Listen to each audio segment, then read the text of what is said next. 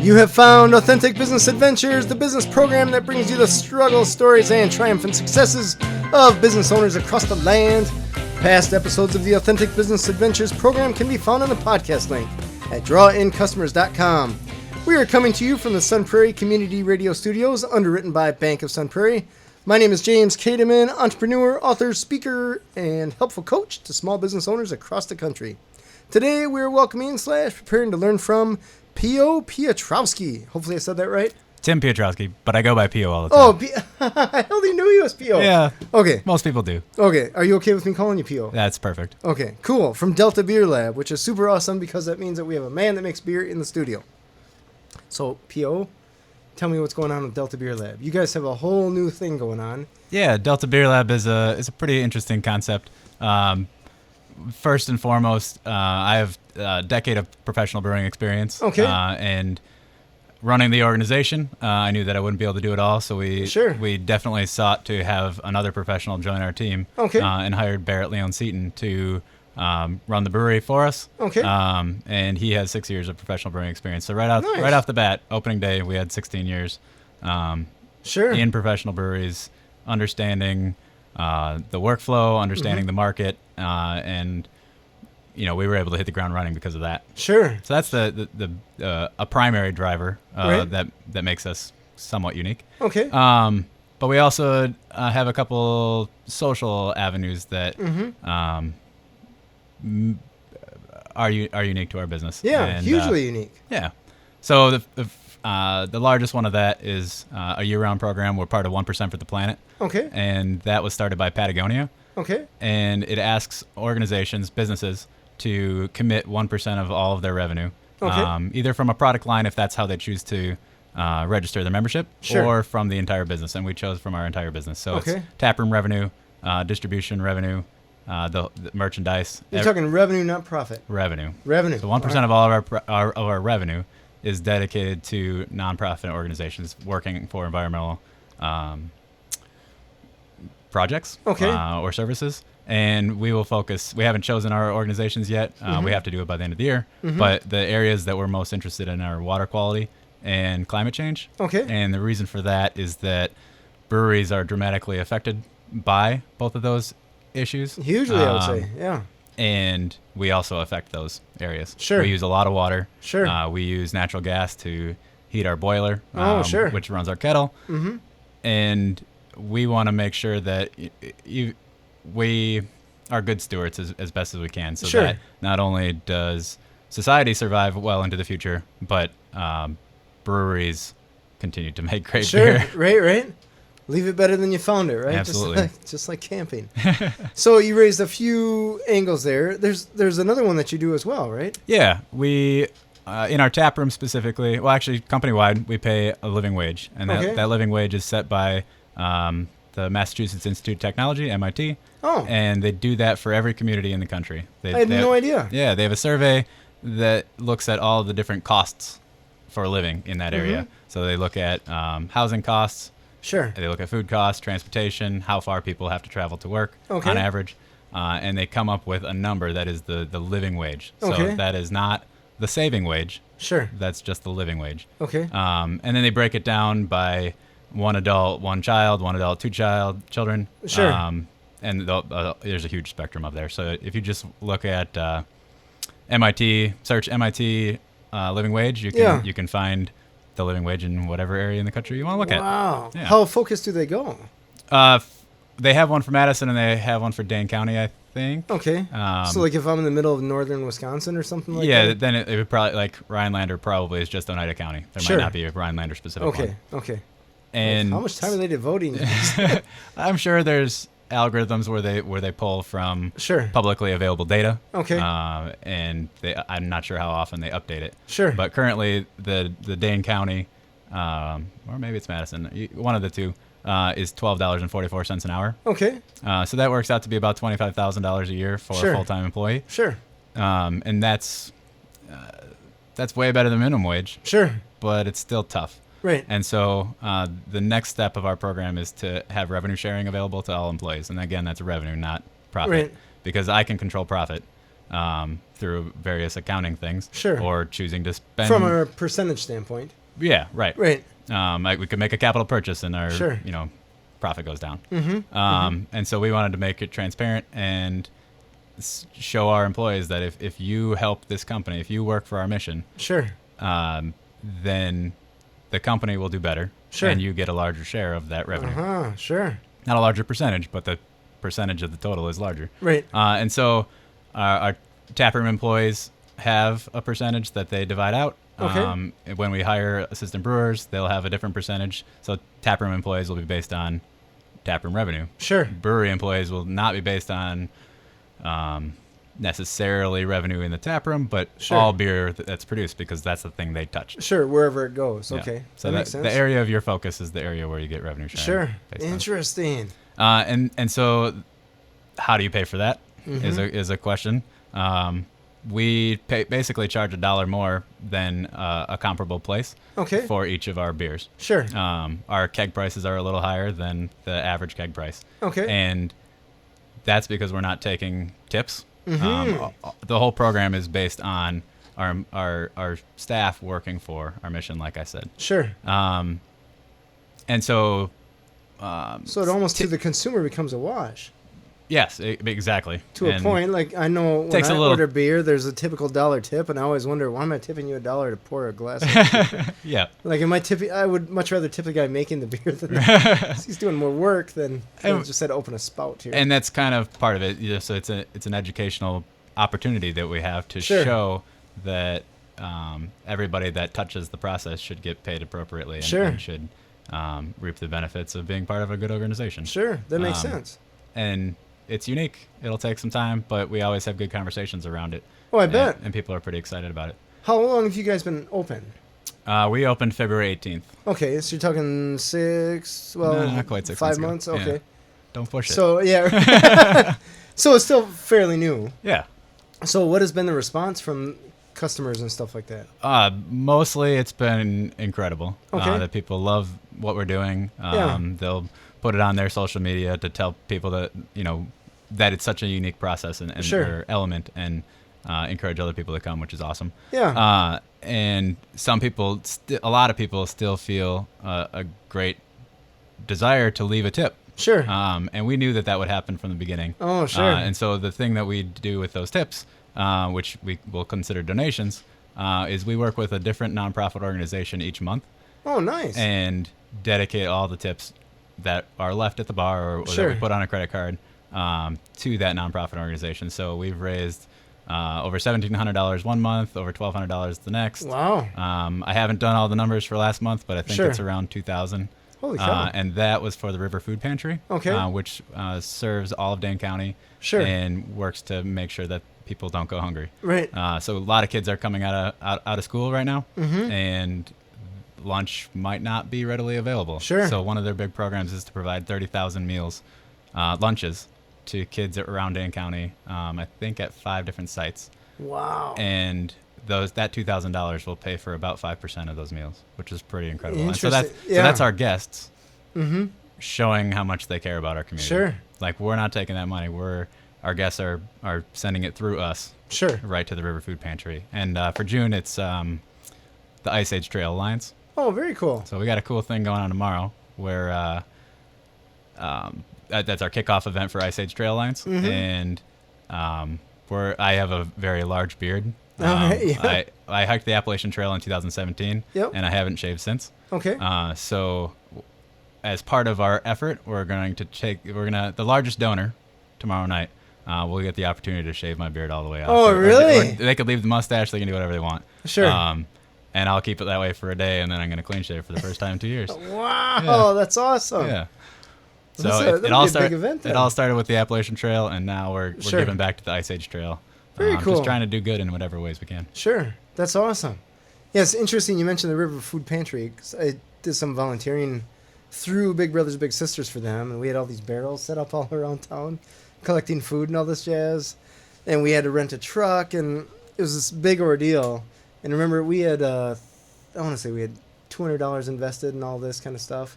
When we came back, we brought all this food, and they weigh it and they say, you rah rah, and I'm like, if we would have just given you this cash, what would you have gotten? And they told us poundage wise, and it was like double. You brought in double the weight? No. We brought in half what they could have done with the dollars. And I thought, oh my gosh, we just went through all this headache. Yeah. And I guess people felt good and all that kind of stuff. And it was probably marketing for them, which great.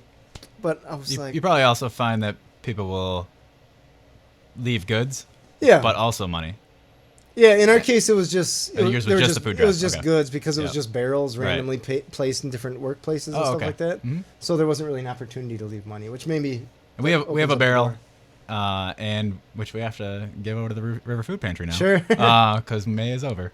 But we have a barrel, and we did the cash donation. Sure. And one of the neat things is that we were a little slow to fill the barrel at first. Mm-hmm. And our previous organization was Badgerland Softball, which is the LGBTQ plus softball organization in the area.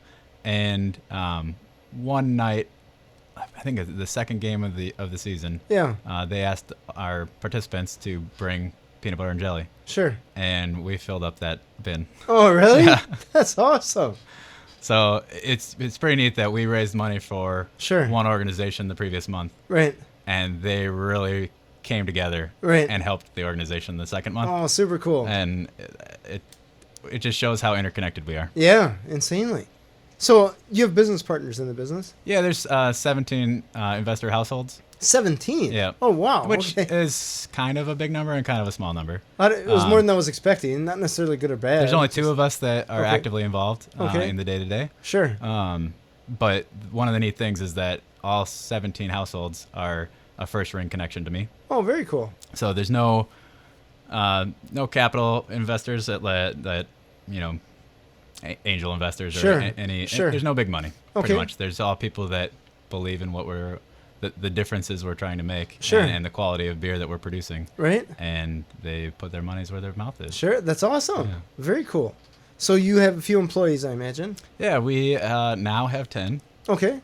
All right. And that's everyone from people helping in the back and then people serving, I imagine, in the front? We have 4 managers and 6 beer tenders. Okay. And so I run the general operations. Sure. And I brew and I write the recipe. Okay. Our brewer, Barrett, handles most of the brewery.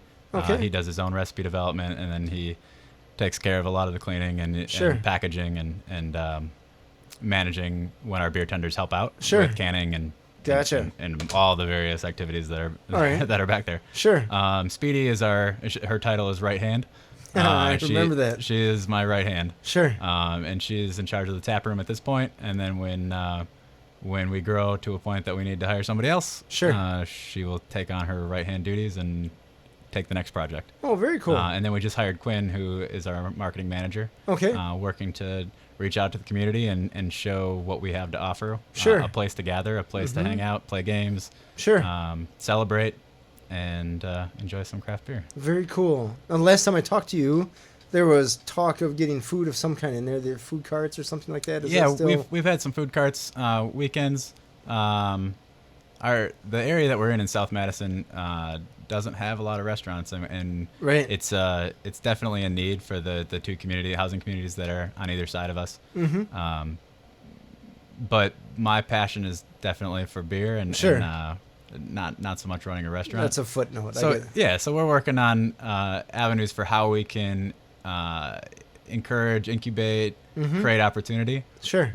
We have a space in our facility that we haven't built out. Yeah. But it's intended to be a kitchen. Sure. And I would love if we find the partners that are interested in exploring this. Sure. To build out that kitchen and then have 3 to 5 food carts or small caterers. Sure. That want to use that space. Right. Serve our tap room. Take their food cart offsite. Cater events based out of there. Any number of things where we can provide an opportunity for another small business to start or expand or reach opportunities, and also provide some food in our neighborhoods. Right. That's awesome.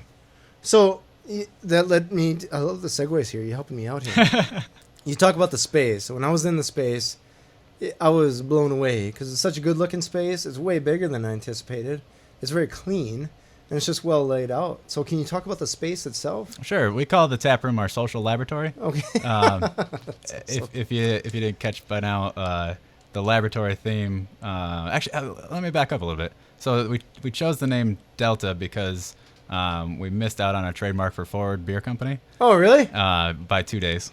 Oh, you're kidding. Yeah. But the Forward is our state's motto. Sure. And it's also an indication of progress. Right. And when things happen for a reason, and I think we ended up in a really good place because Delta is the symbol for change in math and chemistry. Okay. And change is the progress that we're looking to do in several ways. In the brewery, we changed 4 simple ingredients: barley malt, water, yeast, and hops. Sure. Into a wide variety of beers. Huge. So that is the physical change that happens. Sure. In our scientific brewery. Okay. And then in the tap room, in the social lab, we have the opportunity to create social change where the way that it's laid out intentionally is to bring people together so that people are sitting next to folks they don't know. Conversations come up, and we see this all the time, where somebody interjects and has something to offer to the conversation. A lot of people come together and play games. We have a bunch of board games. We have steel tip darts and shuffleboard. Sure. And it's a way for people to hang out, exchange ideas, reminisce, dream, and make change.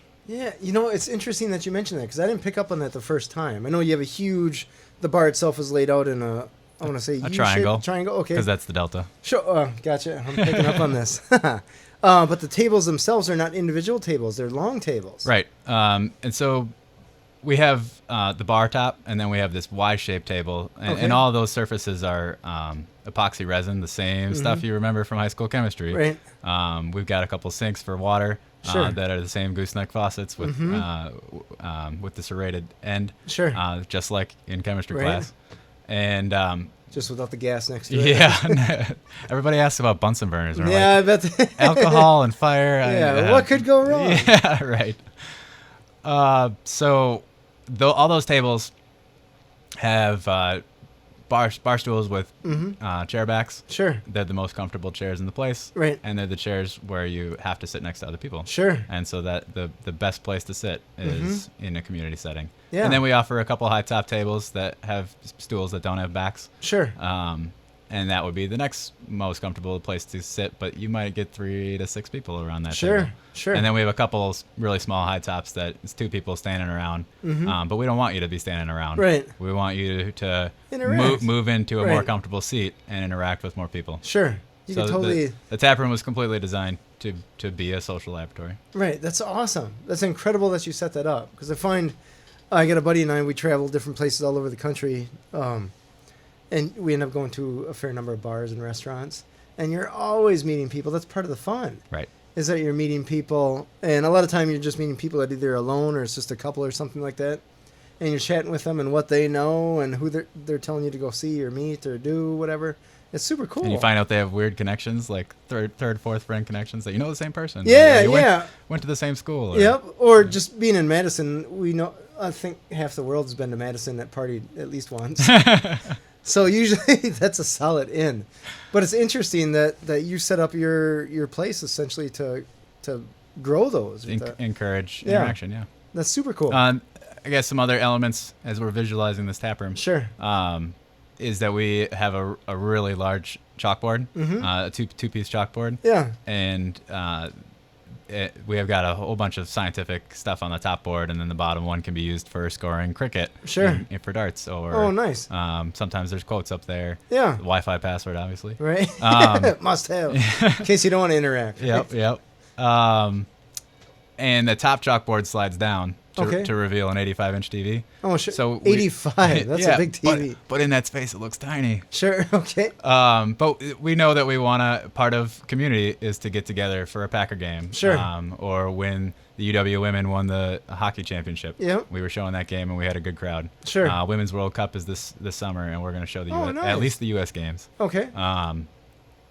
And so we want to have that element where people get together in community to celebrate their team. but we don't want to have TV on all the time. So you slide up the chalkboard and you hide the TV. And no one's asking for reruns of Archie Bunker. Right. Our other two TVs are digital menu boards. Sure. For big events, we could switch them over to TV. Sure. But for most of the time, there's no live broadcast on. Sure. There's no news. There's no weather showing because we want people to interact with each other. Sure. Very cool. Now, one of the things that I want to talk to you about is you're in the alcohol business. And the alcohol business in Wisconsin, there's a lot of laws and stuff like that. So how do you navigate through all that? Or what have been some of the challenges that maybe even knew ahead of time were going to be challenges, but you're having to deal with them now? The laws around beer or alcohol are antiquated, large, okay. A large burden, sure. And they're different in every state. Okay. And so states like California and Colorado, Oregon, Washington to some extent, are pretty free places okay. where brewers of various sizes have a lot of flexibility. Okay. And a lot of other states have a lot less flexibility. Okay. The Midwest is pretty much in the middle. Okay.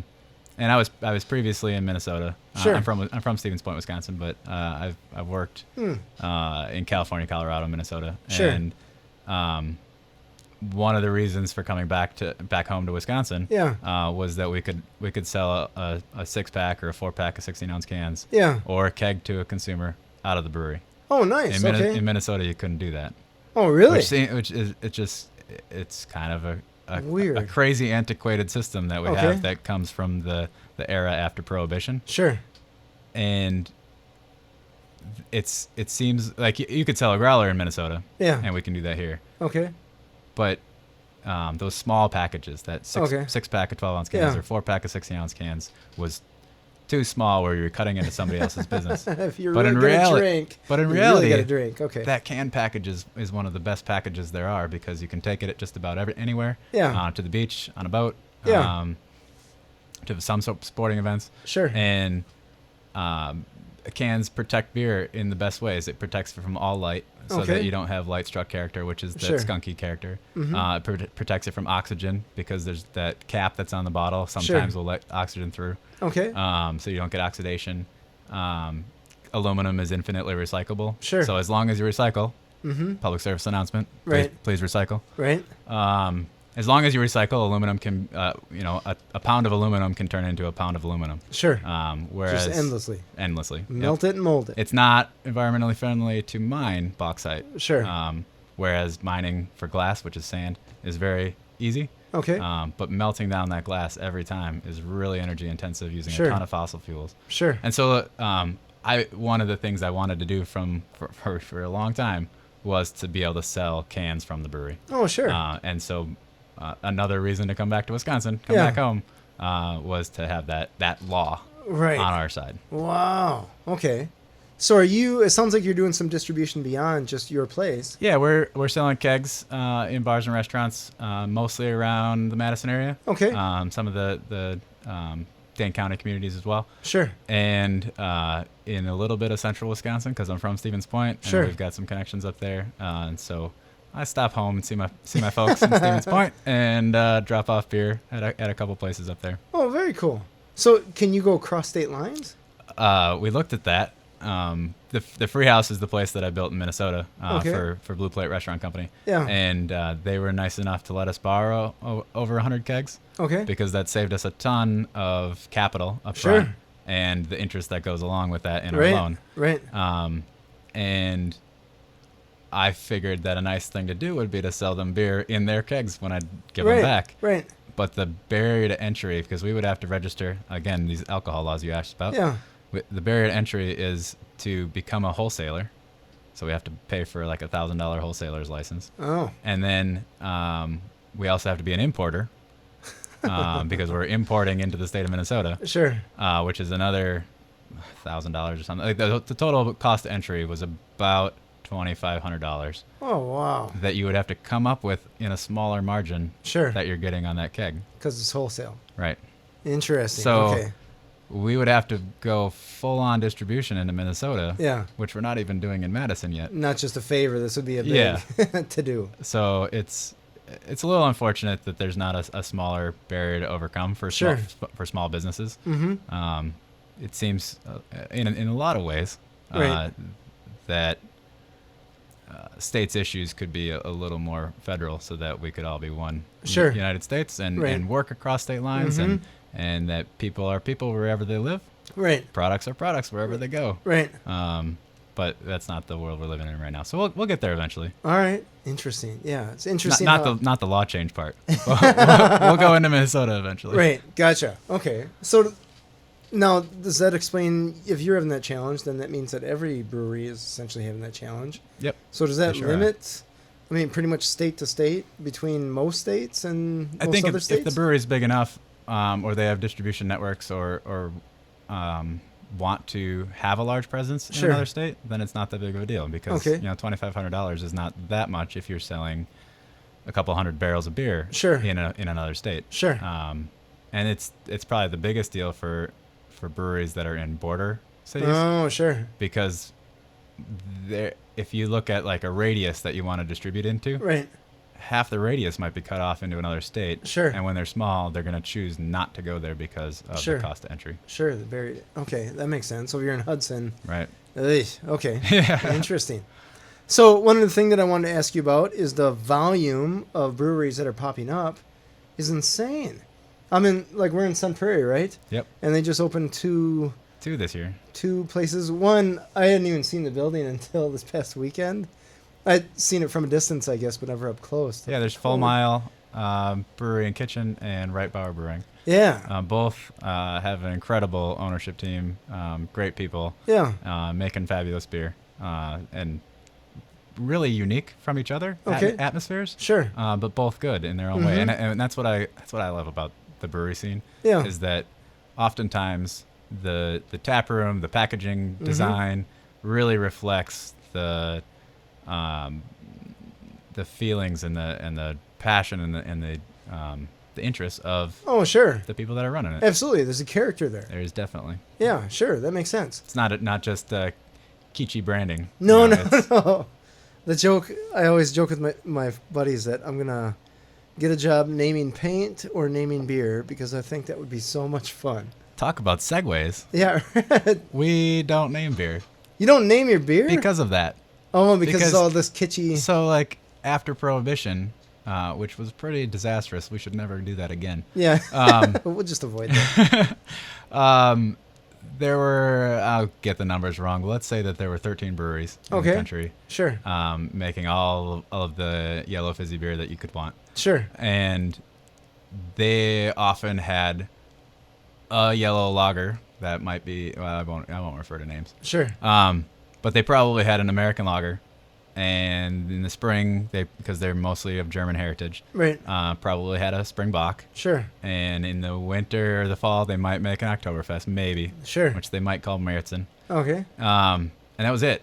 And they probably called it by that style, or they had, if they had those three beers, they had to have three whole names. Sure. Now, I think we're pretty darn close to 8,000 breweries in the country. That's a lot of breweries. I remember it was a little early in my career when craft breweries met the previous high number of breweries, which was like 2,500. Sure. So before Prohibition, there were about 2,500, 2,600 breweries. Sure. And in my career, we got back up to that number. Wow. And now we're at almost 8,000. And so if you think about a craft brewery, that probably produces 20 to 40 beers a year. Sure. If you name all of those beers and you multiply it by 8,000, that's a lot of names. That's a lot of words. Yeah. That are no longer available. Yeah. Or they're overlapping, and sometimes there's unfortunate trademark issues and stuff like that. Yeah. Okay. Interesting. Yeah. So we avoided that for the time being. We've got a bunch of names in the old noggin, but we're using that scientific concept. Okay. And we break all beer styles that we make into categories. Okay. So like Belgian is BLG, and sure. Kettle sours are KSR. Okay. Porter is PTR, and sure. Golden is GLD. And so we basically give them letters, kind of like the periodic table would have. And then they get a code, and that code is the in order. So tomorrow we're releasing our second Belgian beer, which is a Belgian IPA. Okay. And it's BLG.02. Okay. So it's the second one. IPAs, we're on 7 so far. So these are just refinements? Almost? Total new recipes. Total new recipe. Yeah. If it's a new beer, it gets a new number. Okay. The next number in line. Okay. But so we're going to make a lot of IPAs. Okay. People tend to say that they're popular. Sure. And so we're on our 7th IPA, so it's .07, Sure. IPA.07. And because there's so many, we wanted to give another differentiator. Mm-hmm. And so we add another digit for a bitterness scale. 0 through 9. So 7 is IPA.07.4. All right. So it's basically the mid-range for bitterness. Sure. So the bitterness. So that's how we name our beers. The bitterness is subjective, or is that? No, it's objective. Okay. Yep. It's so there's an international bitterness unit scale, IBUs. Okay. And it goes basically from 0 to 120. That's detectable by the human palate. Okay. And so we didn't make it completely linear. We took the chunk of the range that most IPAs are in. Sure. From like 50 to 80 Okay. IBUs. And we put most of the numbers in that segment. Gotcha. And then we whittled it down. There's more IBUs numbers Okay. in the upper and lower ends. Sure. Because those won't be used as much. Okay. So this is like a little piece of paper you stick in the beer and it comes out a different color? If the number's high. Oh, no.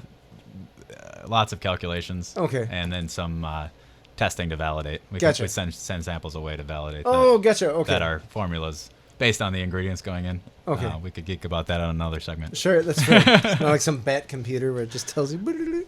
Okay, cool. So when you have, let's say you have your IPA 7.4. Yep. What does that mean, that you have also an IPA 7 or 6? There's 5.4? 6.8. Actually, it was brewed before 7.4, but Okay. it hasn't been released yet. All right. It's an imperial IPA that'll come in at about 12% alcohol. Wow. Yep. It's a big one. Okay. And the 0.8 on the IP or the bitterness scale relates to 95 IBUs. Okay. So interesting. So it's up there. All right. It's a big beer. Wow. That comes out a week from tomorrow. So if somebody comes in, they're like, I just want an IPA. You have to say, We have to say, which one do you want? Yeah, we got 72 to choose from or whatever. How many beers do you have on tap at any given time? Currently, we have 10. Okay. The goal is to get to 12 on tap by the end of the year. We're gonna get there sooner. Okay. But some of that's variants. Okay. So, the second time we made our Goza, which is KSR.01, for kettle sour again. Okay. We took half of that, the new batch, and we put it on top of pineapple puree. Oh. And so it's a significantly different beer. It has bet. It has the same exact base. Sure. But it has a beautiful pineapple flavor that carries out throughout the drinking process. Sure. Throughout the enjoyment of those flavors. And so it got a new number. It's cool. KSR.02 because it's so different from its base beer. Sure. But they really started out as the same beer. So we aged that first bit, carbonated it, kegged it off. Yeah. And then we finished off the second bit, which is traditional Goza. Sure. Just a hint of salt and coriander. Okay. To flavor up a German wheat beer that's soured in the kettle. Okay. So it's got a lot of tartness. Huh. Interesting. Yeah. That's so cool. So from one base beer, we have 2 beers on tap. Sure. And there are places to play with that. It's a science lab, That's super cool. So stuff like that, how do you experiment on a small scale before you go massive, or do you? I don't. Okay. Hope it's good. I've been in the industry long enough, and so has Barrett, that knowing your ingredients and understanding how flavors interact with each other allow us to make almost every recipe empirically. Okay. And then brew 10 barrels, which is 20 kegs worth. Wow. I have homebrewed one recipe twice in my whole career. Okay. And that was the State Fair beer in Minnesota. Sure. It was a caramel apple pie cider beer, so it was half cider, half beer. Okay. We won't get into the details, but had a lot of crystal malt, which doesn't have any enzymes in it because the roasting process killed them all. Sure. And so like the minimum amount of base malt to provide the enzymes to convert the crystal malt, yada, yada, yada, was part of that experiment.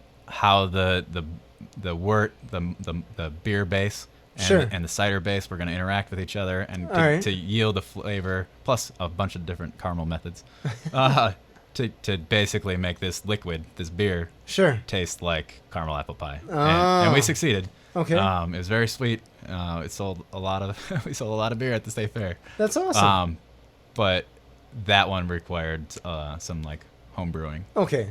in the restaurants. Because you're going uncharted territory Yeah, there, I yeah, suppose. totally new world. So, Okay. but most if we're making a beer and we look at the style and the flavor profiles, Yeah. we can write the recipe and then brew 10 barrels. Very cool. Yeah. One fun experiment that we did just do was Barrett had a red IPA, which was Okay. IPA.02.4, Okay. and it was this beautiful malty, like if you think almost Irish red ale Oh, sure. on one side, like that was the flavor that hit you first. Okay. And then it was followed up, because it was an IPA, by the spiciness of Chinook hops. Okay. They were the flavor profile when you tasted this beer were on two wide ends of the spectrum of the Sure. flavor spectrum, Okay. and that used 5 different malts from 3 different maltsters. Wow. One from Minnesota, one from Wisconsin, and one from England. Okay. And we had got approached by Proximity Malts out of Milwaukee to try their malt out. They're pretty new at it, although the maltster came from Brewery originally, which Sure. is out of Chilton, Wisconsin. Okay. And so we said yes. The best beer to do this experiment was our malty IPA, Right. Because it sells well, and we wanted to see how this malt would shine in it. Sure. So we took all 5 of those different types of malt, the base malt, the crystal malt, the Vienna malt, and we chose Proximity's version of that. Sure. Made the recipe, and the result was less on the sweet maltiness, and the base beer turned out more like an alt beer. It Okay. was a little edgier, definitely more closer to the IPA spectrum, so we didn't Sure. have the wide ends of the flavor spectrum. Sure. We had like a mid-range toffee, crisp beer, Yeah. with a lot less sweetness, Okay. and the exact same hop profile. Oh, interesting. So it was a fun experiment to see how their different ingredients play. Sure. And that's something that we're probably going to continue to do Sure. into the future.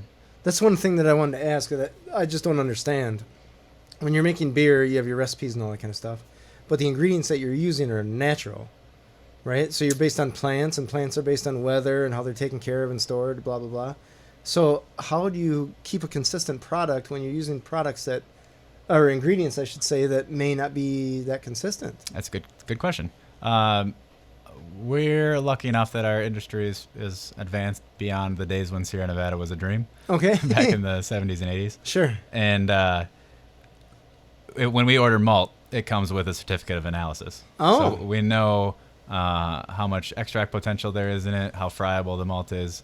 Oh, wow. We know its color, Okay. capability. We know the variety of barley that was the base for that malt. So and there too, malting is a process. So we're not using barley that's grown in the field. Sure. That barley goes to a maltster where they do another process. Basically, they incubate it and make it want to grow, Okay. which helps the conversion process. Sure.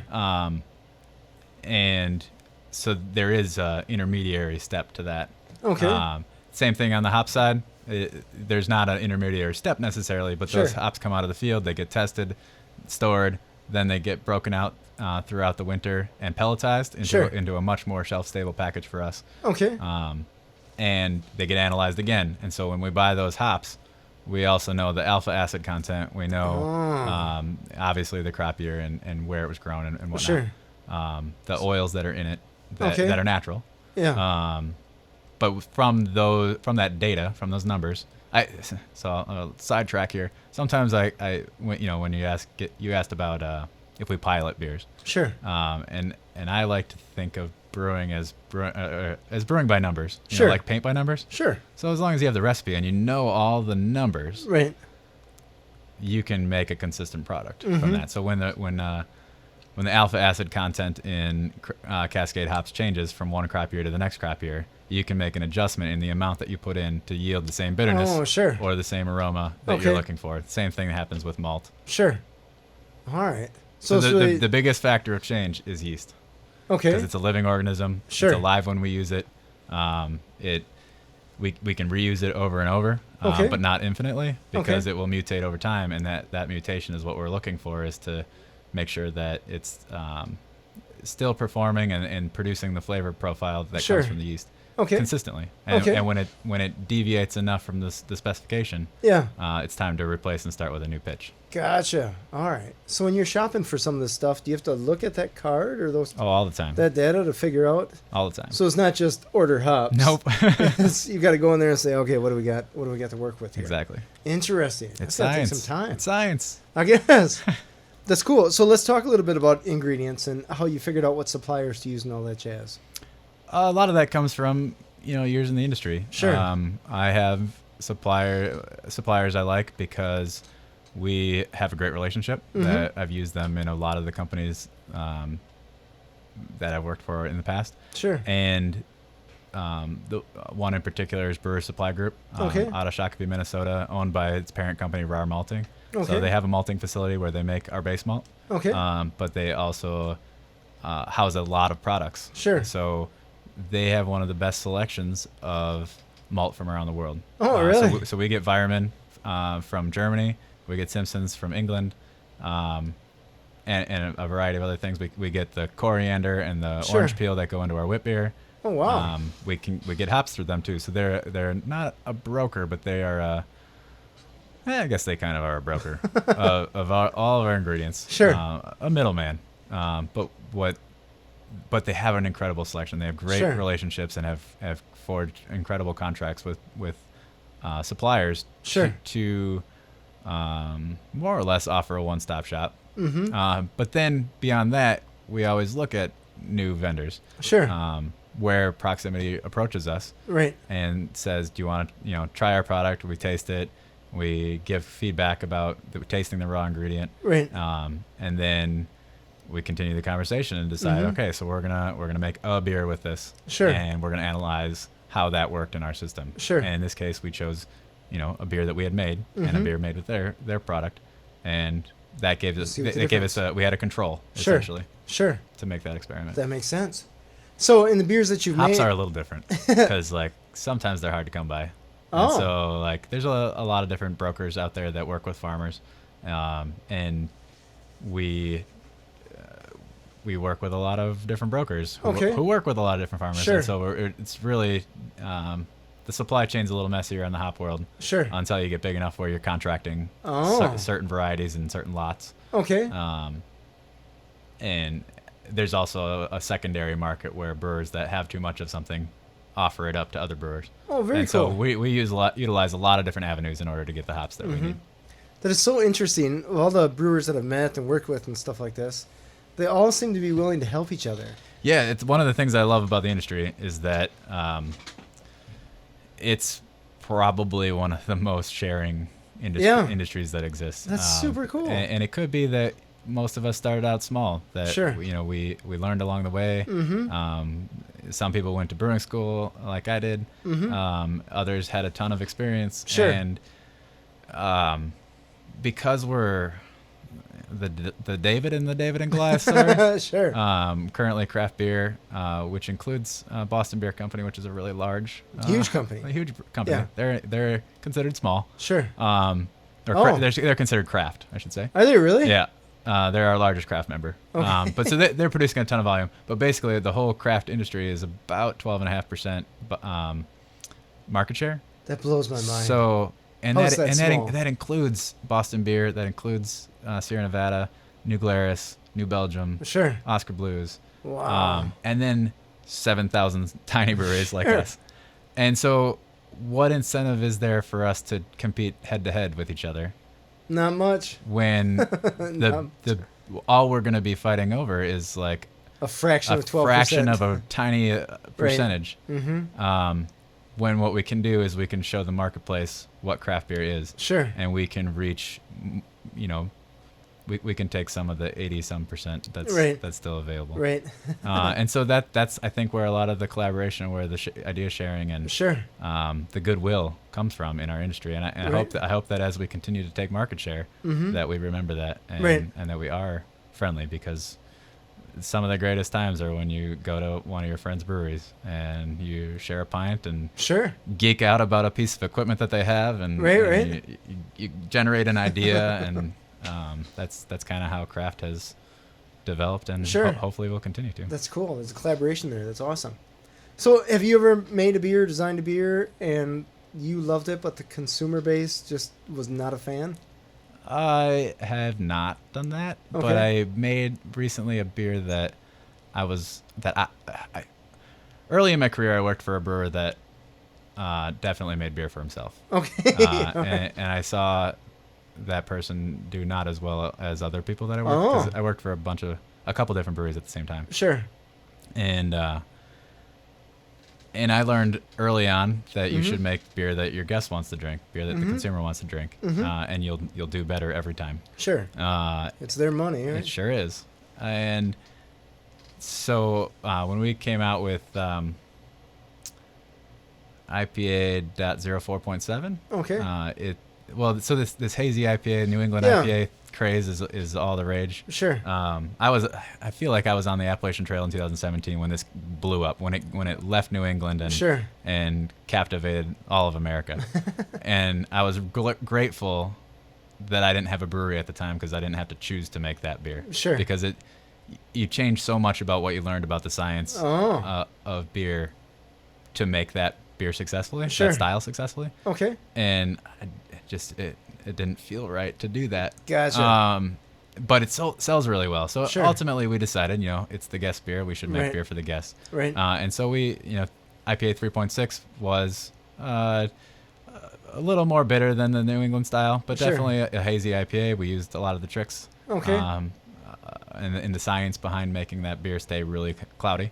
Sure. And but it had the citrus, the floral bounty Sure. of the hazy IPA. Okay. So when we came to make the second hazy, which was one that I was really interested in, Yeah. we made the anti-New England. Okay. So it was hazy, really cloudy, Yeah.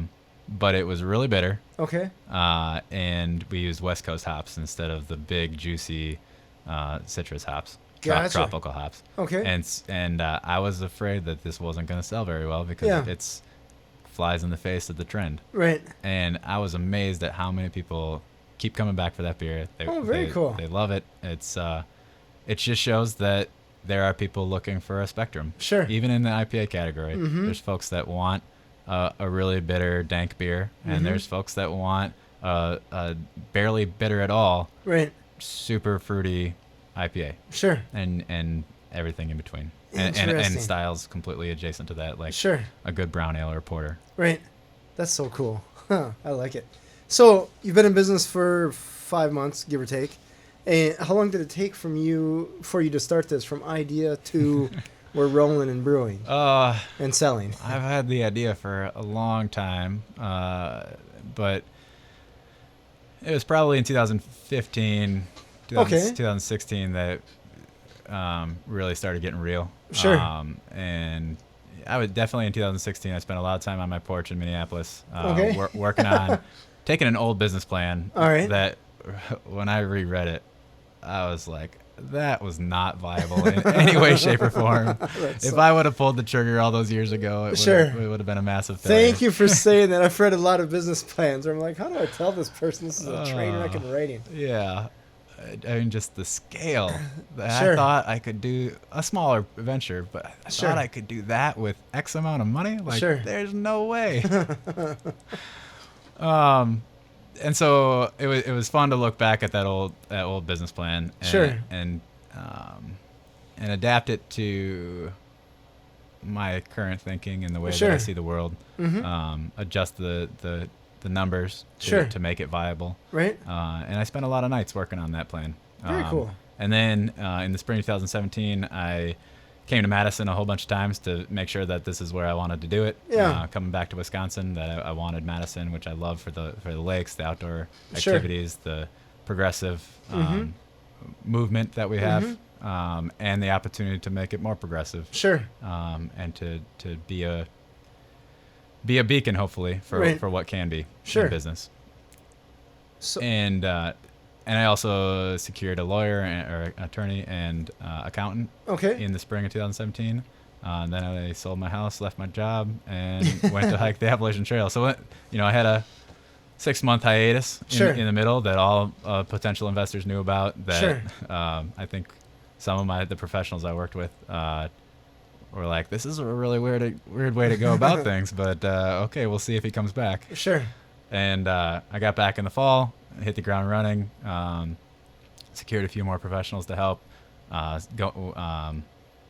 nailed down the investor group, went to banks, started the real estate process, right? Found a contractor, and just kept rolling. So here we go. We signed our lease in April. Okay. Last year, and started construction in August. Okay. And wrapped up construction the day that we started brewing in January. Isn't that how it goes, right? Yep. No one's ever like, it was weird. We had 2 weeks extra at the time. Yeah, never. Imagine if that was the case. Never. So what have been some of the challenges that you've come across or that you learned from or had no idea and they just surprised you? I think one of the biggest challenges is how many side agreements there are especially with festivals in Madison. Oh, sure. So the market is not necessarily a free market, especially when you look at some of the citywide or neighborhood festivals. You look at some of the entertainment venues. Sure. It's difficult to get in as a small new self-distributing brewery. Okay. And that's a challenge that hopefully we will overcome by showing people the quality that we produce and the community connection that we offer. Sure, where consumers are actually asking for it. Exactly. So, okay, give you more leverage. So that was a big one. And it's a big market. But we also we don't need to be a huge player in it now or ever. Sure. We need to have strategic growth that pays the bills, adds to employment, and continues to utilize the capacity that we set out. You said we have a really big space, and we do. Yeah. We also have a pretty. I think it's big. We also have a pretty long lease because we want to fill that space out. Sure. Without having to move places because we put a lot of money into the floor. Oh, I bet. We put a lot of money into a lot of things. I bet. And so that's our home. That's where we want to be, and we want to help bring more awareness to South Madison, which is a really cool neighborhood. It is. And we'll get a couple restaurants out there. Sure. We'll get some more businesses out there and support the housing developments that are around. Nice. Very cool. So, Pio, where can people find you? We're located just south of the Beltline at Rimrock. Okay. The address is 167 East Badger Road. Awesome. And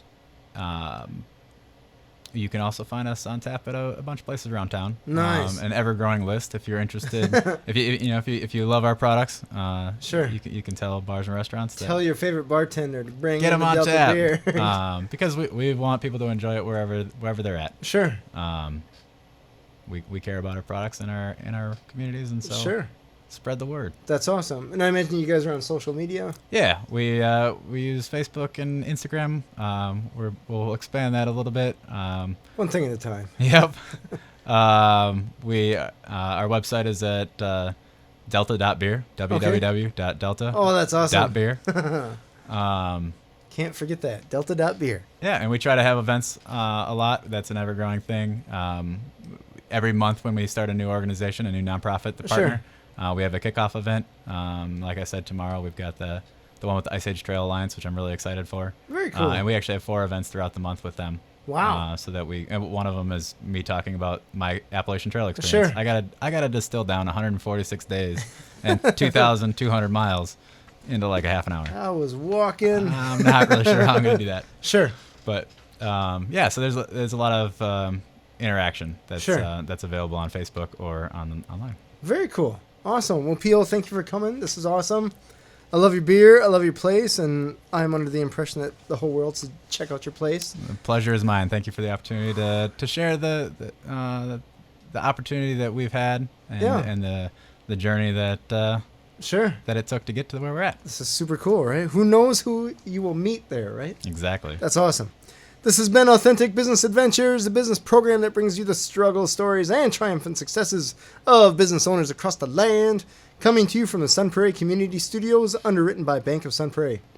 My name is James Caterman, and Authentic Business Adventures is brought to you by Calls on Call, offering call answering and receptionist services for small businesses across the country on the web at callsoncall.com, as well as Draw In Customers Business Coaching, offering business coaching services for entrepreneurs in all stages of their business on the web at drawincustomers.com.